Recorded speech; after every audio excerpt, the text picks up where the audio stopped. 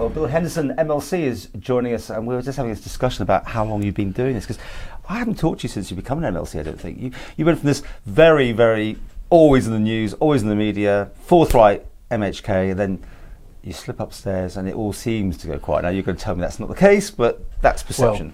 Well, that is perception, Paul, and that certainly isn't the case. It's true I haven't had as much media exposure as I was when I was campaigning from my position within the House of Keys. But having said that, moving to the Legislative Council was a desire of mine to look into the more strategic work of Tynwald, of government and of the departments, and it afforded me a great chance to do that and look at things from a different perspective. And since then I've been working really hard in providing that second look from the Legislative Council, providing the scrutiny, and indeed preparing strategic papers, which I've done on an ongoing basis, analyses of topics of the day, responding to Tynwald Select Committees, responding to government reports, government legislation, consultations. Those things I could attend to as a member of the House of Keys, but it's far more difficult because you have a different range of work streams when you're in the Keys. But within Legislative Council, you've got a little more freedom to examine, as I say, the programme of government and a whole range of other government issues, Tynwald issues, that you can actually really get your teeth into and apply an analysis and scrutiny. Okay, you don't miss the cut and thrust then side of things? Well, interestingly, the parliamentary setup of the Isle of Man is completely unique in terms of world politics, because of course Legislative Council come together with the House of Keys during Tynwald every month, so you are actually completely involved in the cut and thrust of politics, in the issues of the day, live issues of the day. And that's one of the things that enamoured me to the Legislative Council, because you're not divorced from the cut and thrust, as you say, in the everyday politics. You're actually right, very much so, in the middle of it. Yeah, but you were a thorn on the side of a lot of government issues. You were a double act as well at that sort of stage.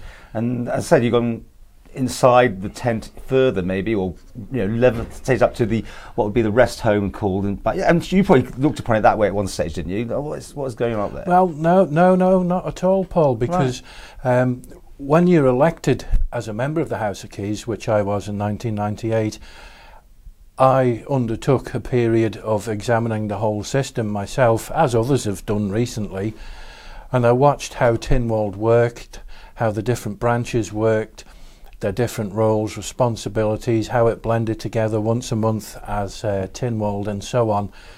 And I came to realise, over a few years of working within the political system, that the Legislative Council is a very important part of our Tynwald and our functions, because it provides that second look, the second level of scrutiny.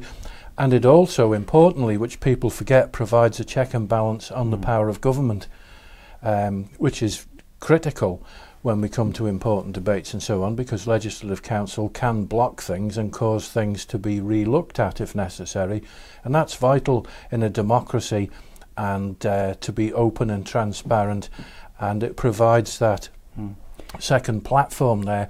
And indeed, that in my time in Legislative Council, that's worked very well. Things such as the beneficial ownership issues that were ongoing and so on.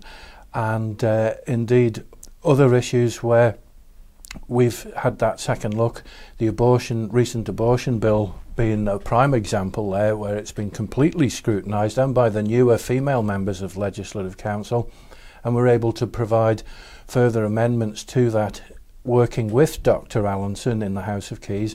So a lot of it is learning how to negotiate and compromise rather than just confrontation all the time. And if you can work with people and with the House of Keys, a lot more can be achieved. And we managed to do that with the abortion reform bill, which was a very pleasing amount of work. And I took that bill through the Legislative Council.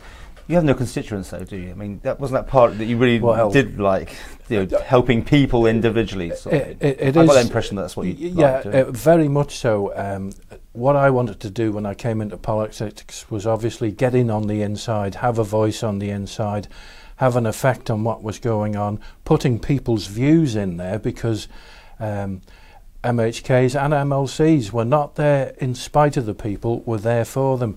And to that end, while I've been in the Legislative Council, OK, the constituency work isn't as busy, but we do get calls from members of the public, we do get emails, and we do make contact with people. If there's certain issues of the day going on, I might want to find out a bit more from Grey, the homeless charity, or I've been down to see the Salvation Army, and also called at people's homes for particular issues, pension issues, social security issues.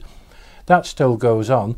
Not to the same degree, but it's a complete fallacy to say that you're completely divorced from the people. Yeah, so you're in favour of keeping the whole thing just as it is. MLC's doing what they're doing, and that's fine. You're happy with the structure. Well, like any structure, we can always make improvements.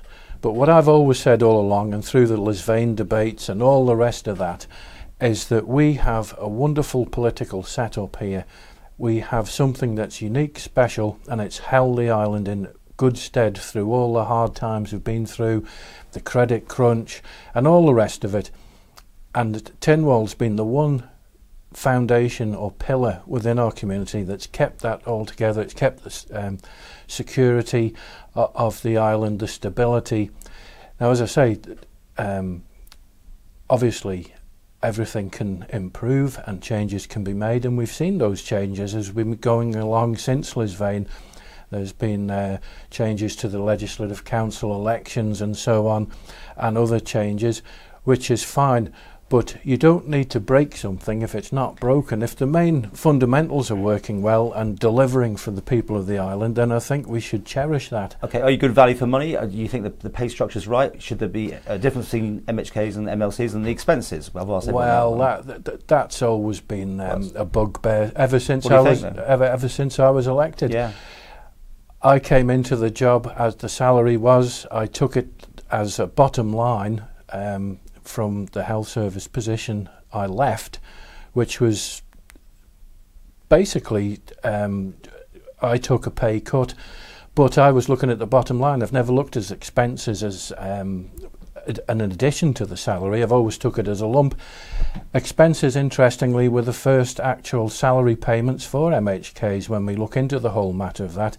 And I, for one, are fully supportive of the salary's been rolled up, Paul, to be quite honest. It's time we got rid of this thing of expenses when it was actually a salary payment, so we could do with a review, and I've supported a review with the Speaker on that very issue. And the difference, or should there be a difference between an MHK and an MLC? Well, I don't think there should be. I think following Lisvane's review of the structures and functioning of Tynwald, he looked at the Keys responsibilities, he looked at the Legislative Council responsibilities, and he made no mention of a differential of pay, and I'm sure it didn't escape his attention. I'm absolutely certain of that.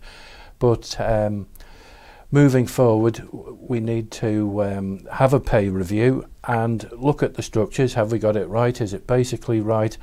Also, interestingly, Tynwald passed a Legislative Council job description, job functions role recently from the Lisvane debate, which was fully supported by all members of Tynwald, and it specifically mentioned the importance of the role and functions of the Legislative Council and gave that quite some prominence.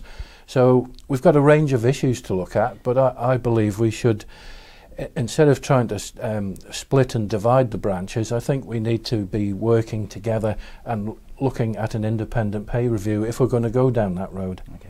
To finish with, how do you see this position going? I mean, do you want to continue? I mean, keep going. Are you doing? You're up for next year, aren't you? In 2020. That's right. How do you view it? I mean, was it too early to say how you want to? Do you want to go on? Well, yeah. It's my intention currently to carry on. I'm relatively young, as they say, so in terms of working in politics, and I've got a lot more to give, a lot more people to help, and a lot more scrutiny to do, and I feel I can carry on. Very much so, Paul.